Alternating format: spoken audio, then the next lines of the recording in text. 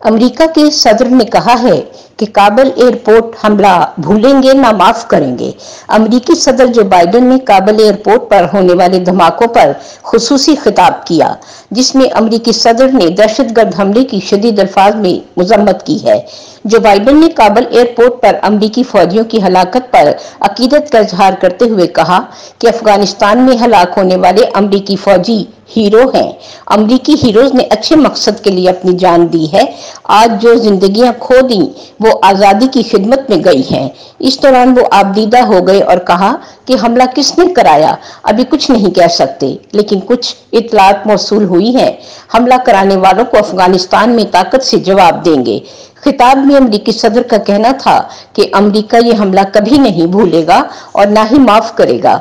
हम उनका पीछा करके उनका शिकार करेंगे। जिन्होंने हमला किया वो उसकी कीमत चुकाएंगे। उनका कहना था कि अफगानिस्तान में मजीद अमेरिकी फौजी भेजने पड़े तो भेजेंगे। दाइश के दहशतगर्द कामयाब नहीं हो सकते। ताहम अफगानिस्तान में दाइश और तालिबान के गठजोड़ के शवाहद नहीं मिले हैं। राहत अफजा, सदाए लाहौर न्यूज, लाहौर।